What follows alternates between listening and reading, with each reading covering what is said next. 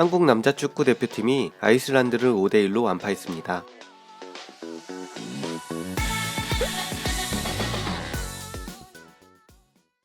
벤투 감독이 이끄는 한국 남자 축구 대표팀이 15일 터키 안탈리아 마르탄 스타디움에서 열린 아이슬란드와의 친선 경기에서 5대1로 대승을 거두었습니다.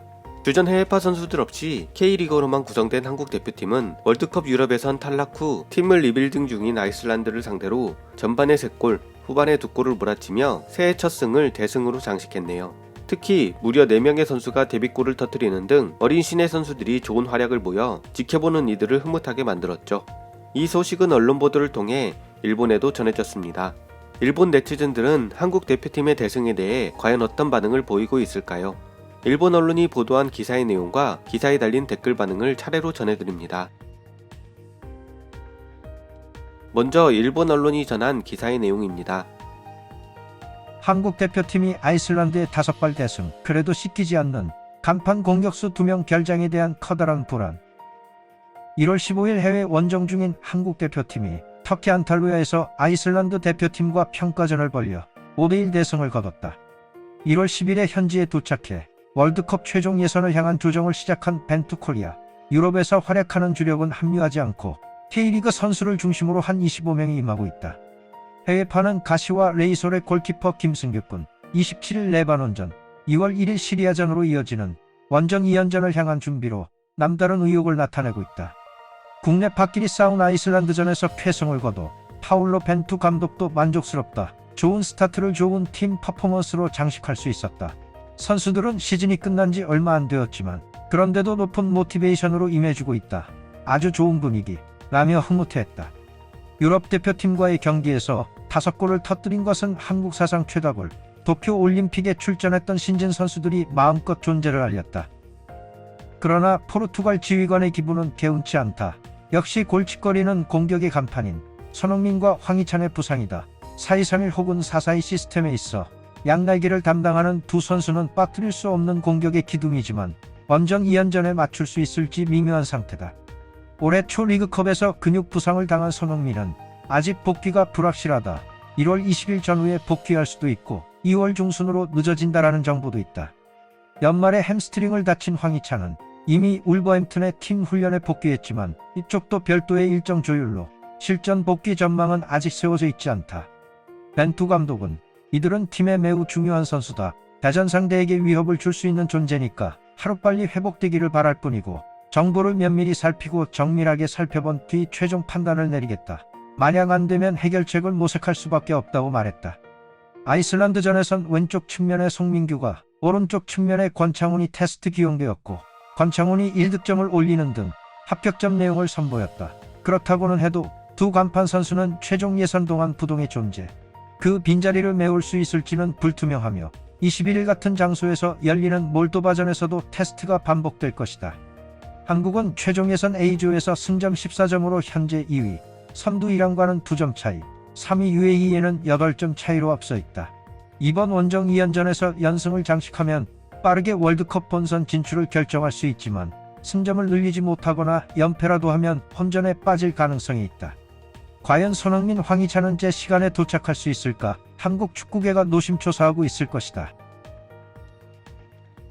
기사에 달린 댓글 반응입니다. 기사가 올라온 지 얼마 안 된 시점에 번역한 거라 찬반수가 많지는 않습니다. 현재 일본 대표팀은 아이슬란드를 상대로 5점을 딸 수 있을까? 잘해봐야 1대0이겠지. 제 팬이잖아. 지금이 아니어도 못하죠. 원래부터 일본이 강했던 적은 없으니. 이번 대회의 한국은 여유롭네. 러시아 월드컵, 브라질 월드컵 때의 최종에서는 꽤나 고전했었는데. 실점한 것은 불필요했지만 국내파만으로 유럽의 강호를 상대로 5득점은 훌륭하다. 일본으로선 도저히 할 수 없는 일이겠지. 굳이 일본 낮추기로 연결하는 건 이상하다. 친선 경기의 결과가 실전에서 의미가 없다는 것은 몇 번이나 봤을 텐데 친선 경기에서 10골 차로 접히더라도 월드컵에서 참패하면 의미가 없는 거죠. 결국은 훈련의 연장 정도에 불과해. 아마 거의 준비도 안 하고 경기했다가 얻어터지게 된 패턴이겠지. 아이슬란드는 확실히 강한 팀은 아니지만 유럽파가 없는 한국에 대표할 팀은 아님. 억측에서 말하지 않는 편이 좋다고 생각해. 브라질도 독일이 상대였다고는 해도 홈 개최 월드컵에서 7골이나 빼앗긴 적도 있었으니까. 실력이 박빙으로 보이는데도 큰 차이가 나는 경기는 스포츠에서 드물지 않습니다. 감독 교환해주면 안 될까? 단지 그것뿐. 감염자 수가 늘었겠네. 국내파만으로 대승입니까?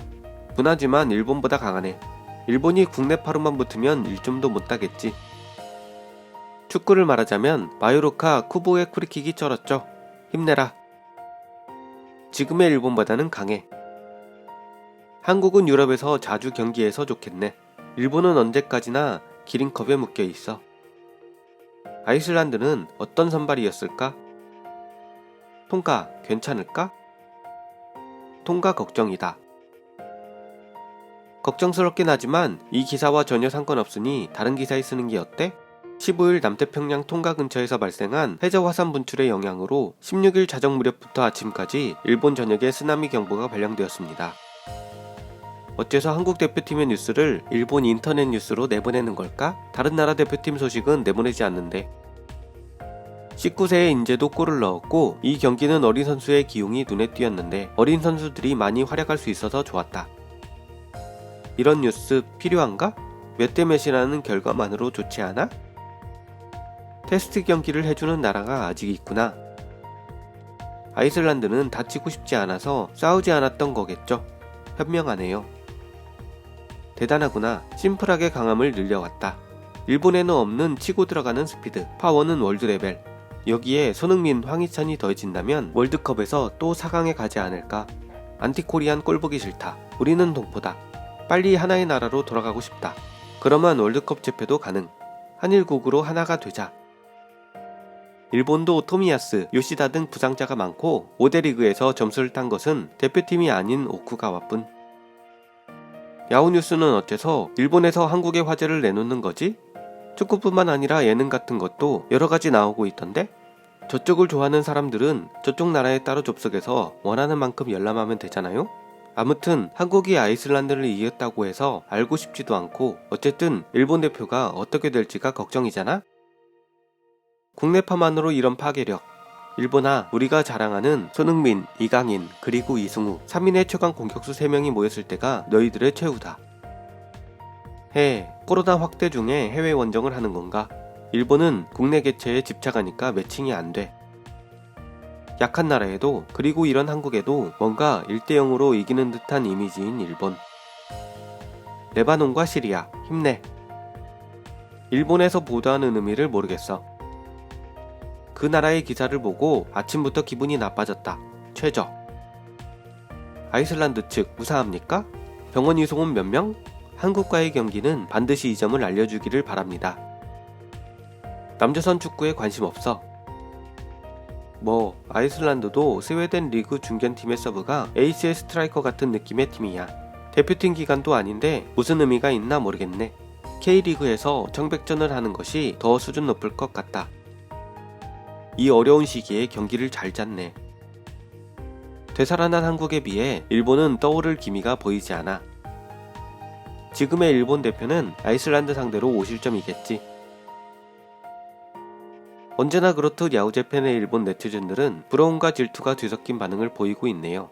저들이 그러거나 말거나 우리는 우리의 길을 가면 되는 거겠죠. 한국 대표팀은 21일 몰도바를 상대로 한 차례 더 평가전을 치른 후 27일 레바논, 내달 1일 시리아와 월드컵 최종 예선 원정 경기를 펼치게 됩니다. 한국 대표팀의 선전을 기원하며 영상을 마치겠습니다. 더 좋은 영상으로 찾아뵙겠습니다. 시청해주셔서 대단히 감사합니다.